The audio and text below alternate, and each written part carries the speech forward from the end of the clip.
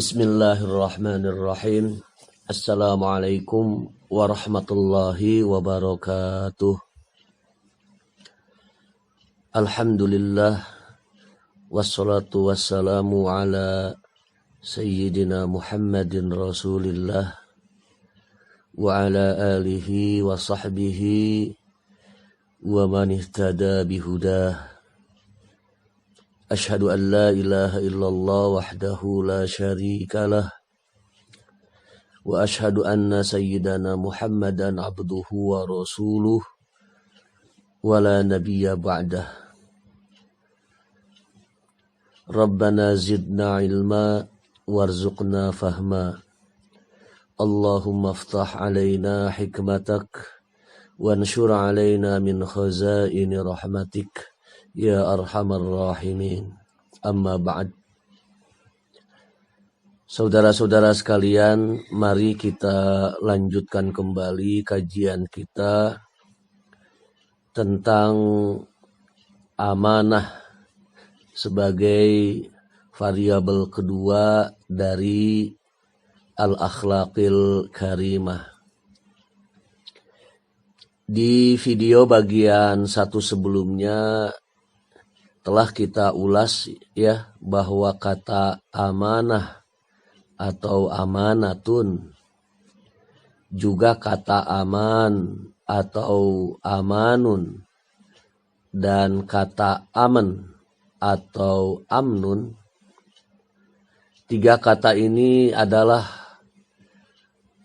kosakata bahasa Arab berbentuk masdar atau infinitif, yang ketiga-tiganya merupakan turunan dari tiga akar kata, yaitu amuna ya'munu, amina ya'manu, dan amana ya'manu. Telah juga kita ulas bahwa arti dasar dari amanah di dalam bahasa Arab sendiri adalah kejujuran, keamanan, bisa juga artinya itu perbuatan mengamankan, ya, tindakan mengamankan, atau perbuatan dan tindakan menciptakan rasa aman. Juga dapat berarti ketentraman atau perbuatan tindakan menciptakan ketentraman. Juga memiliki arti kebebasan dari rasa takut atau tindakan dan perbuatan membebaskan dari rasa takut. Ini arti dasar, ya, arti paling pokok dari kata amanah yang sudah kita ulas di video sebelumnya. Saudara-saudara sekalian, arti kata amanah ini dalam komunikasi sehari-hari, ya, itu meluas, melampaui arti dasar yang tadi telah Ustadz sebutkan. Istilah amanah dalam praktiknya sering digunakan juga untuk arti sesuatu yang dititipkan atau sesuatu yang dikirimkan, ya, uang, perhiasan, buku, barang, ya, rumah, sepeda motor, atau pesan, nasihat, ucapan, ya, atau apapun, ya, yang dititipkan oleh seseorang atau dikirimkan oleh seseorang melalui kita atau melalui perantaraan kita, baik itu berwujud materi maupun non materi, maka itu pun sering disebut dengan amanah. Mengapa disebut amanah? antara kata sesuatu yang dititipkan dengan kata amanah itu memang seolah-olah tidak ada hubungan. Namun jika kita cermati, ada benang merah yang bisa kita tarik, yang dapat menerangkan kepada kita mengapa segala sesuatu yang dititipkan itu disebut amanah. Ya, ini mari kita cermati bersama-sama. Benang merah pertama, ya. Sebutlah ada seseorang bernama A menitipkan motornya kepada kita selama beberapa hari. Ya, ini contoh ya. Nah, motor yang dititipkan si A kepada kita itu disebut amanah karena si A itu merasa aman dan tidak khawatir atas keselamatan dirinya sendiri dan keselamatan motornya jika motornya itu dititipkan kepada kita. Terkait dengan keselamatan dirinya misalnya ya, maka si A yakin ya, si A misalnya yakin bahwa jika dia menitipkan motornya kepada kita, maka dia tidak akan menghadapi masalah apa-apa. Kalau si A tidak yakin itu, dia tidak akan menitipkan motornya kepada kita. Ya, dia titipkan motor itu karena yakin dia tidak akan menghadapi masalah apa-apa gara-gara menitipkan motornya kepada kita. Si A ini tahu dan yakin bahwa kita misalnya tidak akan meminjamkan begitu saja motornya ke si B. Lalu si B misalnya menggunakan motor itu untuk melakukan suatu tindakan kejahatan. Kemudian polisi menangkap si B dan menyita motor itu sebagai barang bukti. Sehingga A sebagai pemilik motor, suka atau tidak suka, jadi harus berurusan dengan polisi. Nah, itu contoh ya. Si A yakin tidak akan menghadapi masalah semacam itu ya. Jika dia menitipkan motornya kepada kita, dia yakin dirinya tidak akan menghadapi masalah apa-apa. Begitu ya. Kemudian terkait dengan keselamatan motornya sendiri, si A yakin misalnya ya bahwa motornya itu akan baik-baik saja selama berada di tangan kita. Dia tahu dan yakin bahwa motornya itu misalnya tidak akan kita gunakan semau-maunya sehingga motor itu rusak berat. Ya.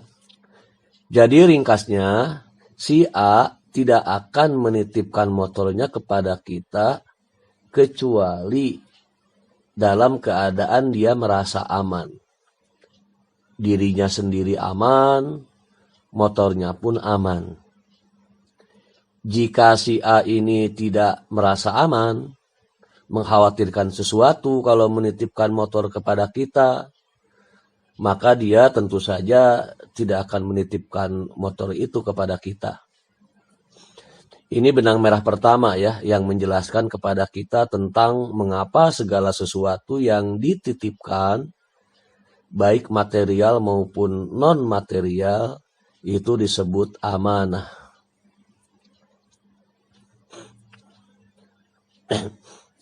Saudara-saudara sekalian,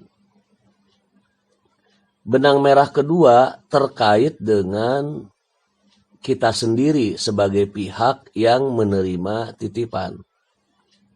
Benang merah pertama berkaitan dengan diri si A sebagai pihak yang menitipkan, sebagai penitip ya. Benang merah kedua ini berkaitan dengan kita sebagai pihak yang dititipi. atau sebagai pihak yang menerima titipan. Ketika si A menitipkan motornya kepada kita, maka kita tentu saja baru akan bersedia menerima titipan itu jika kita sendiri juga merasa aman dan tidak khawatir atas keselamatan diri kita setelah menerima titipan motor itu, juga tidak merasa khawatir atas keselamatan motor itu selama motor itu nanti berada di tangan kita. Kita yakin misalnya bahwa kita tidak akan menghadapi masalah apa-apa hanya karena kita menerima suatu titipan berbentuk motor. Rasa aman itu ada bisa saja karena memang kita yang tak pernah berpikir panjang untuk melakukan sesuatu jika hal itu baik, ya. Bisa juga karena memang kita sudah menimbangnya dengan panjang, ya. Membantu kawan kita yang membutuhkan tempat untuk menitipkan motor itu hal baik. Kita terima titipan itu dan tidak khawatir apa-apa, ya bisa jadi karena memang kalau melakukan sesuatu yang baik, kita bukan orang yang harus berpikir panjang lebih dahulu. Tapi bisa juga karena memang kita yang sudah menimbangnya dengan panjang, ya. Jadi sebelum menerima titipan motor itu kita sudah timbang dengan panjang. Ada hal buruknya atau tidak di kemudian hari misalnya. Ya. Jadi motor itu kita terima sebagai barang titipan di tangan kita karena kita merasa aman. Kita tidak khawatir. Kita misalnya tahu bahwa motor itu benar-benar milik si A, milik kawan kita itu. Bukan motor hasil curian atau motor yang kita curigai sebagai hasil curian. Sehingga nanti polisi tidak akan menuduh kita sebagai penadah barang curian. Kita pun yakin bahwa kita misalnya mampu menjaga dan memelihara motor titipan itu sehingga motor itu akan baik-baik saja selama berada di tangan kita. Tidak akan rusak, tidak akan dicuri, dan lain sebagainya. Jadi ringkasnya kita bersedia menerima titipan motor si A itu karena kita ya merasa aman. Diri kita sendiri aman, motor titipan itu pun aman.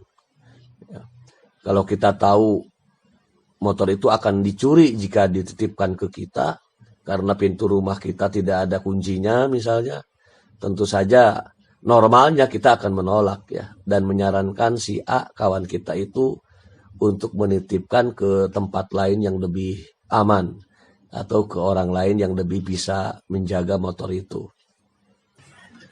Jadi, saudara-saudara sekalian, yang dituju oleh suatu transaksi titip-menitip itu adalah diperolehnya keamanan dan ketentraman. Baik keamanan dan ketentraman diri si penitip, keamanan dan ketentraman objek yang dititipkan, maupun keamanan dan ketentraman pihak yang dititipi atau menerima titipan. Ya. Oleh sebab itu, jika kita hendak menitipkan sesuatu atau tegasnya hendak memberikan amanah, baik objeknya itu material maupun non-material, maka berikanlah sesuatu yang hendak kita titipkan itu, atau berikanlah amanah itu ke pihak yang dirinya sendiri merasa aman atau tentram, ya. atas titipan atau amanah dari kita itu, dan dia mampu memberikan rasa aman, rasa tentram kepada kita sebagai pemberi amanah. Jika tidak, maka yang nanti akan terjadi adalah pengkhianatan, munculnya perilaku khianah dari pihak yang kita titipi itu. Sebaliknya ya, janganlah kita menerima suatu titipan atau suatu amanah, baik material maupun non material, jika kita sendiri tidak merasa aman, tidak merasa tentram atas titipan atau amanah itu. Dan kita tahu bahwa kita tidak akan mampu memberikan rasa aman, rasa tentram kepada si penitip. Mengapa? Karena jika tidak, maka pengkhianatanlah, ya, perilaku khianatanlah yang nanti akan dilakukan oleh kita sendiri sebagai penerima titipan. Saudara-saudara sekalian, dahulu masyarakat jahiliyah Mekah menyapa Rasulullah Shallallahu Alaihi Wasallam dengan sebutan Al-Amin. Ya, Al-Amin, minnya panjang, a-nya pendek. Al-Amin. Ya. Al-Amin ini sering diartikan orang yang dapat dipercaya. Arti yang lebih tepat dari amin bukan dapat dipercaya ya, tetapi sangat dapat dipercaya. Ya. Sangat jujur. Itu arti amin. Kalau yang dimaksud itu hanya dapat dipercaya, tidak ada tambahan sangat dapat dipercaya ya. Kalau yang diinginkan itu dapat dipercaya, itu bukan amin tetapi amin. A-nya yang panjang, min-nya dibaca pendek. Amin, orang yang dapat dipercaya. Kalau amin itu artinya orang atau pihak yang sangat dapat dipercaya. Ini saudara cermati baik-baik ya. Di dalam bahasa Arab ada 3 kosakata ini yang nyaris sama ya. Namun pelafalannya berbeda ini. Pertama ada kata amin. A-nya panjang, min-nya pendek. Amin. Yang kedua ada kata amin, a-nya pendek, min-nya panjang. Dan yang ketiga amin. Yang ketiga amin, a-nya panjang, min-nya panjang juga. Amin. Ya, kalau seseorang berdoa, kita akan mengucapkan amin, a-nya panjang, min-nya juga dilafalkan panjang. Ini jangan sampai kalian salah mengeja. Rasulullah Shallallahu Alaihi Wasallam disapa oleh masyarakat Mekah dengan gelar Al-Amin, bukan Al-Amin. Ya. Al-Amin, pihak atau orang yang sangat dipercaya. Saudara-saudara sekalian, kata amin ya, adalah juga turunan dari 3 akar kata yang sudah kita ulas sebelumnya, yaitu amuna ya'munu, amina ya'manu, dan amana ya'manu. Jadi akar kata amin adalah sama dengan akar kata amanah. Ya. Jadi kata amin yang menjadi gelar Rasulullah Sallallahu Alaihi Wasallam itu ya, kata amin dan kata amanah ini akar kata dari kedua kata ini sama. Apa itu amin? Ya. Kata amin berarti adalah, saya ulangi lagi, orang atau pihak yang sangat dipercaya. Dapat juga diartikan orang atau pihak yang sangat jujur. Rasulullah adalah sosok pribadi yang dikenal sangat jujur, tidak pernah berbicara dusta, ya, tidak pernah berbohong. Tidak hanya itu, beliau pun dikenal secara umum oleh masyarakat Mekah sebagai sosok pribadi yang benar-benar dapat dipercaya. Ya.